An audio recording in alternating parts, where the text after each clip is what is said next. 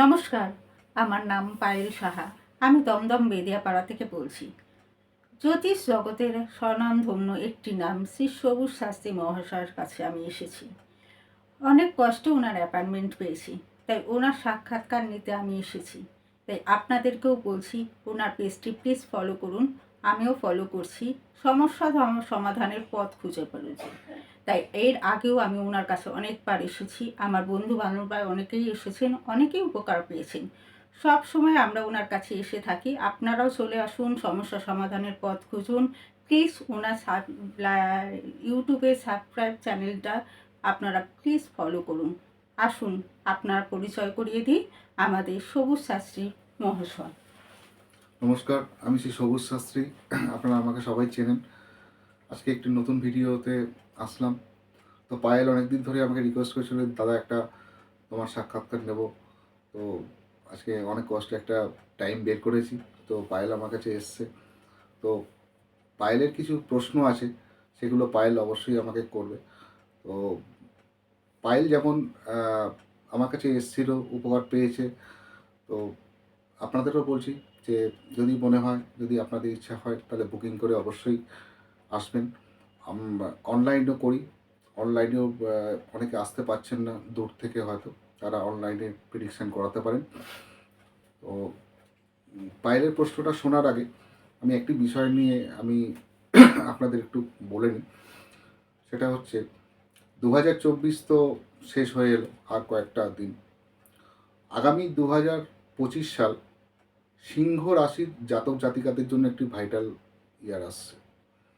Overall সিংহ রাশির জাতক জাতিকারা তারা কিন্তু একটি খুব গুরুত্বপূর্ণ ভালো সময় তাদের জীবনে আসতে চলেছে। কর্ম, বিদ্যা, বিবাহ এবং ব্যবসা এবং অন্য মামলা মোকদ্দমার সম্বন্ধে যত কিছু জটিল সমস্যায় যারা ভুগছিলেন, তারা কিন্তু একটা সলিউশনের পথ কিন্তু পাবেন। আগামী 26শে মার্চের পর থেকে সিংহ রাশির জাতক জাতিকার জীবনে খুব ভালো সময় আসতে চলেছে। তো আপনাদের যদি মনে হয় এই বিষয়ে আমার সঙ্গে কথা বলতে চান, তো অনলাইনে কাউন্সেলিং করতে পারেন। আর যারা ডাইরেক্ট আসতে চাইছে, তারা বুকিং করে অবশ্যই আসবে।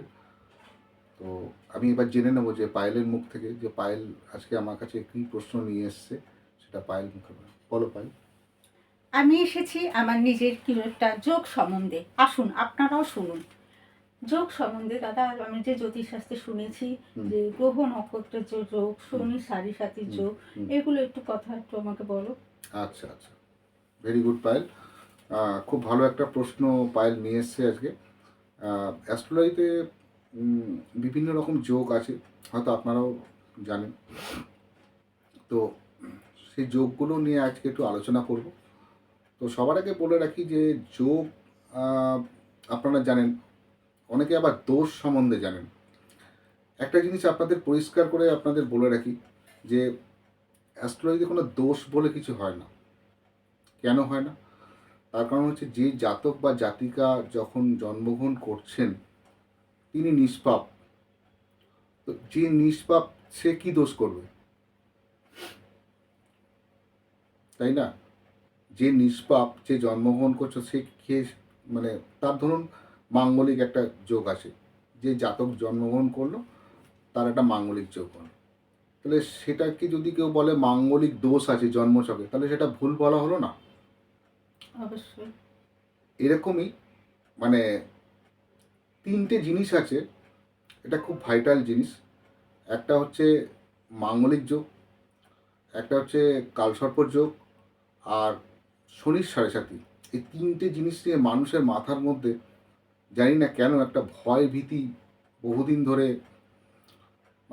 ঢুকে আছে। এটা কেন যে বেরোচ্ছে না, তারা বের করতে চাইছেন না, বা কেউ তাদেরকে প্রেশার করছে যে এটা মাথা থেকে বের করবেন না। এরকম একটা জিনিস মানে বহুদিন ধরেই চলছে, বহু বছর ধরেই চলছে। একটা কথা পরিষ্কার মনে রাখবেন যে যোগ হয় কিন্তু দোষ হয় না। আর যদিও বা আপনার জন্মছকে যোগ থাকে, তাহলে আপনার তো ভয় পাওয়ার কিছু নেই, কারণ আপনি তো ওটা নিয়ে আসেননি। কারণ আপনার জন্মছকটা বানিয়েছে কে? স্বয়ং ঈশ্বর দিয়েছে। অবশ্যই। সচিন তেন্ডুলকর আজকে সচিন তেন্ডুলকরই হতেন, তার জন্মছকটা সেইভাবেই করা আছে, এটা ওপর থেকে বানিয়ে দিয়েছে। মহেন্দ্র সিং ধোনি, তিনি মহেন্দ্র সিং ধোনিই হয়েই মানে প্রতিষ্ঠিত হবেন, যিনি রাজধানী চালাচ্ছেন, রাজধানীর যিনি ড্রাইভার, তিনি রাজধানীর ড্রাইভার হবেন বলেই জন্মেছেন। আবার রাস্তায় যে লোকটা কাগজ কুড়াচ্ছে, তারও একটা জন্মছক আছে, তাহলে সে জন্মেছে রাস্তার কাগজ কুড়ানি হিসাবে। তো প্রতিটা মানুষের জন্মছক কিন্তু আলাদা কথা বলে। আপনার জন্মছকে যদি মাঙ্গলিক বা কালসর্প যোগ থাকে, এতে ভয় পাওয়ার কিছু নেই। ভারতবর্ষের অনেক বড় বড় ব্যক্তি আছে যাদের জন্মছকে মাঙ্গলিক, কালসর্প, হ্যাঁ, অনেক কিছু এরকম যোগ আছে, তারা তো আজকে বিরাট জায়গায় প্রতিষ্ঠিত। তো এইটা মাথায় রাখবেন যে দোষ বলে কিছু হয় না, যা হয় অ্যাস্ট্রোলজিতে যোগ হয়। সাপোজ ধরুন রবি এবং বুধ মিলে বুধাদিত্য যোগ তৈরি হলো। এবার জন্মছকটা দেখে সবাই বলে দেবেন আপনার তো জন্মছকে বুধাদিত্য যোগ আছে, আপনি বিশাল পণ্ডিত হবেন। ব্যাপারটা কি তাই? ব্যাপারটা তাই নয়।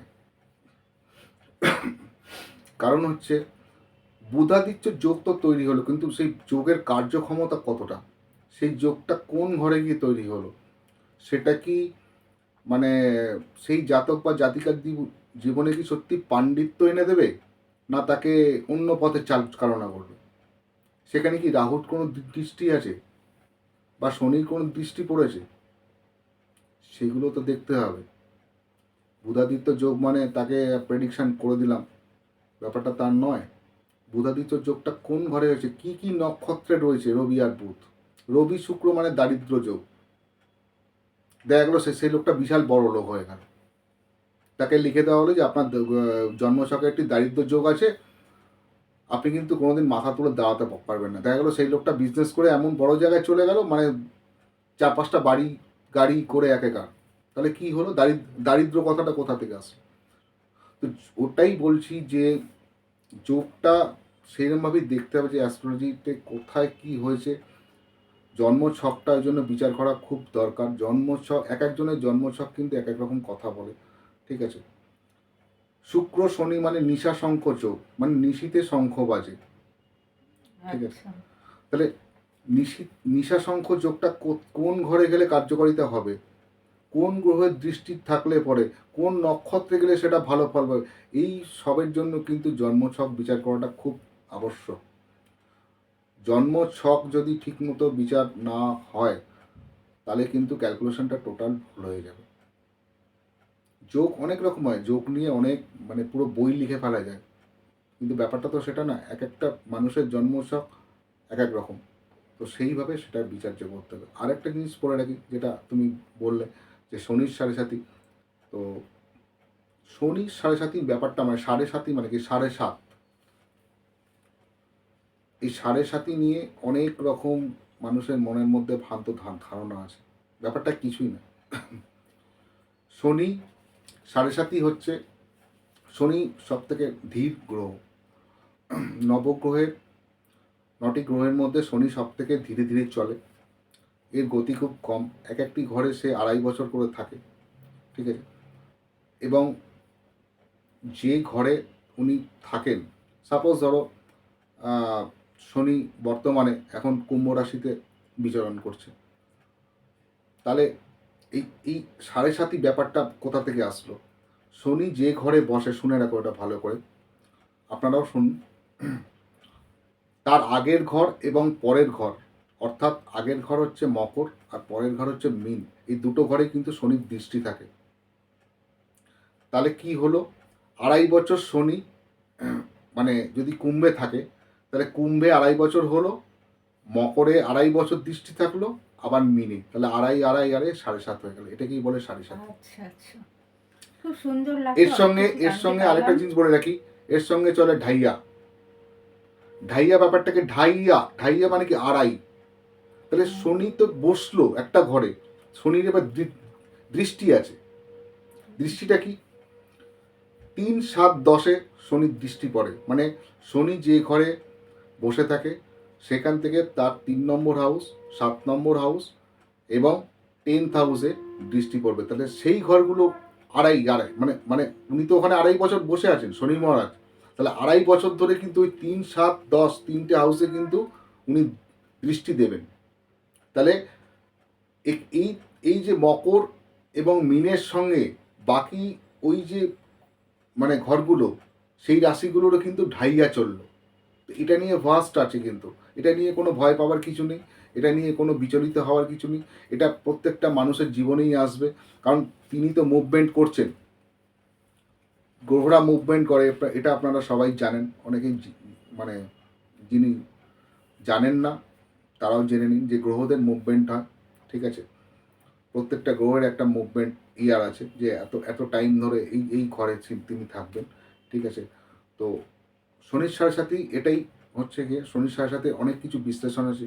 শনির সাড়ে সাথে কী হয়, একটা জিনিস আপনাদের বলে রাখি, যে শনির সাড়ে সাথে চলাকালীন আপনারা কিন্তু মানুষ চিনতে পারবেন, যে কে আপনার আপন, কে আপনার পর। আপনাকে কিন্তু একদম দুধ কা দুধ পানি কা পানি করে দিয়ে যাবে, কিন্তু আপনার চোখের সামনে দেখিয়ে দেবে যে আপনার কে শত্রু কে মিত্র। আর আরেকটা জিনিস বলে রাখি, শনির সাড়ে সাথে চলাকালীন নিকট আত্মীয়ের থেকে আপনি খুব দূর হয়ে যাবেন। আচ্ছা। মানে আপনার যে কাছের মানুষ সেও আপনাকে অবিশ্বাস করবে। শনির সাড়ে সাথে দুটো কিন্তু খুব ভাইটাল পয়েন্ট আছে। অনেকেই হয়তো আপনারা বুঝতে পারছেন না, যাদের চলছে তারা বুঝতে পারছেন যে শনির সাড়ে সাথেতে কী হয়। মানে একদম ব্যাংক ব্যালেন্স আপনার পুরো মানে ডাউনে চলে যাবে, বাট ফুরোবে না, আবার দেখবেন একটু একটু করে তুললো। হ্যাঁ, এইখানে কি করতে হবে, শনির সাড়ে সাথে কতগুলো জিনিস মাথায় রাখতে হবে। যে আপনি যদি আপনার ইনকামের থেকে আপনি যদি কোনো বেশি ইনকাম করার মানে চেষ্টা করেন, এবং সেটা যদি অসৎ উপায়ে হয়, মানে কেউ ধরুন ফাটকা কিছু ইনকাম করতে চাইছে, সেইখানে কিন্তু শনি বাধা দেবে, এটা কিন্তু মাথায় রাখবেন। আচ্ছা। তো শনির সাড়ে সাতিতে আপনি যদি মানে কোনো কূটনৈতিক বিষয় নিয়ে আপনি এগোতে চান, তাহলে কিন্তু শনি সেখানে বাধা দিয়ে দেবে, এবং এমনভাবে বাধা দেবে যে আপনি কিন্তু সেখানে মানে মাথা তুলে আর দাঁড়াতে পারবেন না। হয়তো অনেক পরে গিয়ে আপনি কিছুটা ওভারকাম করলেন। এইটা কিন্তু মানে সবসময় মনে রাখবেন যে শনির সাড়ে সাথে কিন্তু কোনো অন্যায় জিনিস উনি পছন্দ, উনি কাউর থেকে চালানা নেনও না, ঠিক আছে, কাউকে অন্যায় প্রশ্রয় দেনও না। হ্যাঁ, ওনার যদি উনি হচ্ছে খুব পরিশ্রমী, কঠোর পরিশ্রম যারা করতে পারবে এই সময়, মানে অনেস্টভাবে চলবে, যারা ঈশ্বরের নাম নিয়ে থাকবে, বিশেষ করে এই শনির সাড়ে সাথে চলাকালীন যদি বজরংবলীর কেউ পূজা করে, যদি হনুমান চল্লিশা শ্রবণ করেন, তারা কিন্তু সব থেকে বেশি উপকৃত পাবেন। এটা কিন্তু বারবার করে বলছি, এবং শনির সাড়ে সাথে নিয়ে পরে আমি আরও নেক্সট ভিডিওতে আমি আরও অনেক কিছু বলবো, ঠিক আছে। তো আজকের ভিডিওটা আমি এখানেই শেষ করছি। আপনারা ভালো থাকবেন, সুস্থ থাকবেন। ফোনে দেওয়া যে বুকিং নাম্বারটা যাবে সেখানে বুকিং করবেন, ঠিক আছে। আর আরেকটি কথা হচ্ছে যে অনলাইন কনসালটেন্সি হয়, আপনাদের কিন্তু আগে থেকে বুক করে অ্যাপয়েন্টমেন্ট নিতে হবে, যে কখন কীভাবে কনসালটেন্সি কতক্ষণ টাইম আপনার জন্য দেওয়া হবে, সেটা কিন্তু সমস্ত কিছু বলে দেওয়া হবে যখন বুকিং করবেন, ঠিক আছে। তো বুকিং করে অবশ্যই আপনারা আসবেন, ঠিক আছে। আর পায়েল, তোমাকে খুব ভালো লাগলো আজকে তুমি ভিডিওটা করার জন্য। আজকের ভিডিওটা আমরা এখানেই শেষ করছি। নমস্কার। নমস্কার।